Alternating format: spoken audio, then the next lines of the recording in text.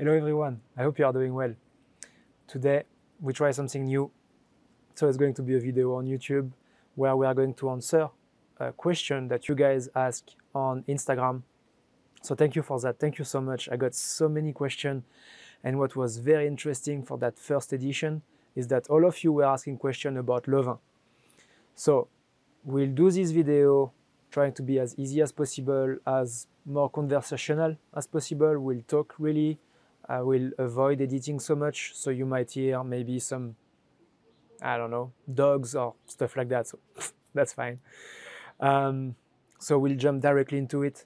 We are going to discuss about two different Levain here.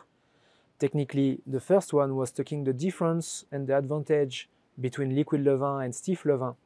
And then we'll talk about panettone Levain. Okay, let's go. Allez, let's go. All right, so all of you were asking questions about how to make a Levain, what's the difference between a liquid Levain and a stiff Levain.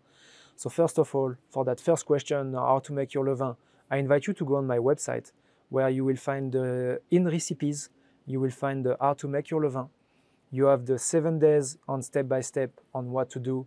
Usually it takes around 2 weeks to be able to stabilize the proper Levain and being able to use it into a bread. So you need to be patient. 2 weeks is a minimum. Okay, now the difference between the liquid Levain and the stiff Levain. Personally, I use mostly liquid Levain. I don't really use often stiff Levain because I feel stiff Levain is more a usage for a bread, you know, when you are doing sourdough bread or brioche maybe, but you don't really use it for a croissant. And why?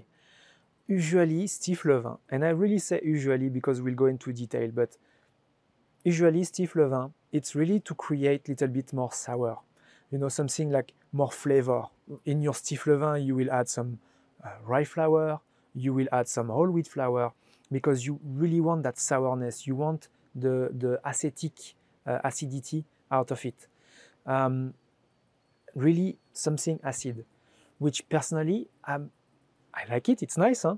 But I like the liquid Levain because the liquid Levain you will be able to use for everything, for your croissant, for your brioche, and also sourdough.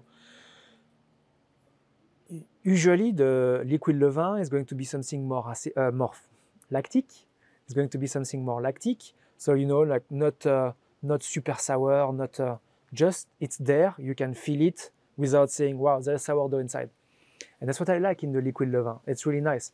Now, based on how you're going to refresh that Levain, you can really create a lot of acetic flavor, and actually possibly even as much or maybe more acetic flavor compared to a stiff Levain if you know how to play with. And I'm going to talk about how to play with. I'm going to talk about two different ways of refreshing that Levain. The first one, which is the one I'm doing most of the time, it's to refresh in the morning. So you come in the morning, you take your 1 kilo of flour, 1 liter of water. The water should be around 35 degrees Celsius. And then 400 grams of the your old liquid Levain. Mix it together, keep in the proofer at 32 degrees, and usually within 4 hours, your Levain should be ready to use. This technique is actually creating a lot of lactic acid, so which is going to give something like a yogurt concept, you know. It's like present, you have that fermentation, but without being the very sour acetic flavor. It's actually really nice to enhance the flavor of other products in your bread. For example, if you make a croissant, you will have more butter flavor because of your Levain.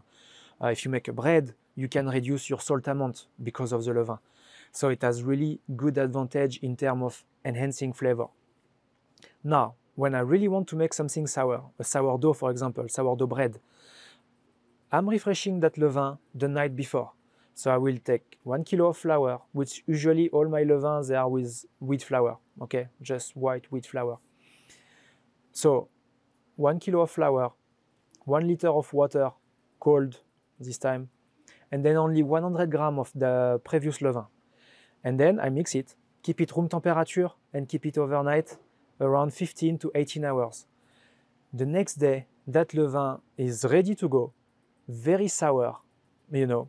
If really I wanted to add more sourness, I would change a little bit the flour, maybe a little bit of whole wheat, maybe a little bit of rye. Sometimes when I want to do, for example, like a buckwheat sourdough bread, I'm going to put the buckwheat flour in, little bit of buckwheat flour into that levain.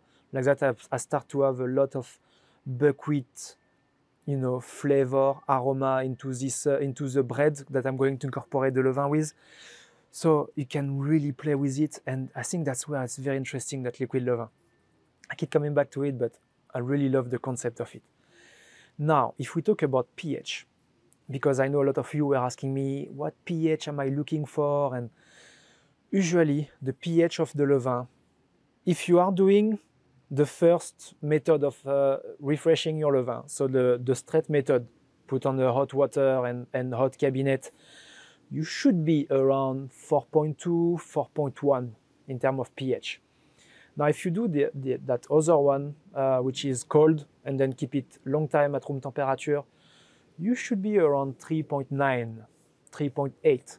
I would suggest not to go below 3.7 on a levain, because after you are really getting the strong acetic flavor, vinegar flavor. I don't really like it. I think actually if we think of the sourdough in San Francisco, they are about 3.5, 3.6. So after it's your call, you decide your levain. Yeah, so that's what we can say about the levain. Am I forgetting anything? If I do, please put your question in the comment, or else just send me an email via the website or Instagram as usual, okay? I hope I'm not forgetting anything on that. Second biggest question I got, the levain for panettone. I'm going to explain how I made my levain. I'm not so sure how or why it worked, but it did. A lot of bakers are actually telling me that I don't really have a 100% real panettone levain, because you obviously need some previous panettone levain, you know, to be able to create a real one. I think I did pretty well. So the difference between, because you might have heard that, what's a real panettone levain? It's usually because in that panettone levain you are creating what we call the dextran. Dextran, it's like a gum, and is actually this specific dextran is going to help us to obtain very long fermentation, very long conservation on the panettone. Okay, so technically right now my panettone, I can keep it at least 2 weeks, 2 to 3 weeks. So which shows me that these bakers, they are kind of right. The panettone I have now, it's not like the real thing, but I think if I'm really working into that sourdough, that levain, and I'm refreshing really properly like I should do all the time, I should get there, but I'm not very serious, so I'm not there. I mean, it's been like 3 weeks I didn't refresh my levain, so I really need to do it now. Anyway, let's explain how I started it. I started it, first of all, I bought some 00 flour from Italy, which is really doing a big difference in the result of your panettone. Impressive, so I would suggest for you to get some info on the flour, it's very important. So I got the flour, 1 kilo of flour, I took 400 grams of water, and then I took 400 grams of my liquid levain. Kind of made a dough, and it was very stiff. That's what I wanted. Made a dough. Well, as soon as I got like a dough, I did some folding. So I give 3 folding, like I would do for a croissant, you know, laminate and fold like a single fold. After that 4 fold, laminate again, roll it into like a, you know, like a raisin roll that you would do for. And then ball it to have really a strong dough, very, very strong. And put it in the proofer at 32 degrees for like 4 hours. And I got kind of double the volume at first. Refresh it again, did the same process, okay?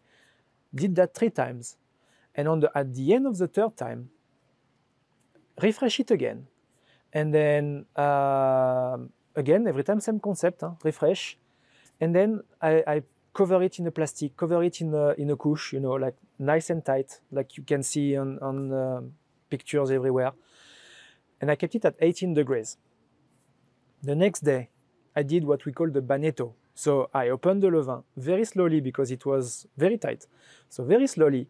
And then I cut some piece of the dough, put in my banetto, which is 1 liter of warm water with 6 grams of sugar. Keep it for 15 minutes and then take that levain and refresh again. I did that for 5 days. At the end of the 5 days, the levain kind of tripled the volume, was really, really active. Did the panettone. I was like, you know what, my levain seems to be ready. Did the panettone and it kind of worked. So did I help you saying that? I don't know. I hope I did. Did I get lucky? Probably. You will have to see when during that 5 days, sometimes I felt the levain was a little bit sticky. The texture was kind of weird. So I was really playing with the water, a little bit less, a little bit more. You will have to kind of listen, you know, of what your levain is saying, what he's telling you, what he needs. Take the pH all the time. The pH of your levain for panettone should be between 4.1 to 4.2. And then the temperature usually is around the 28 degrees at core. Of course, you profit at 32, so kind of makes sense. So yeah, that's what I did. I hope that helped. Guys, I hope that first edition was fun for you as much as it was fun for me. Really like it. So we'll see. Yeah, hopefully we'll have a second edition and third and fourth and so on. So you guys have a nice day and we'll talk soon. Bye bye.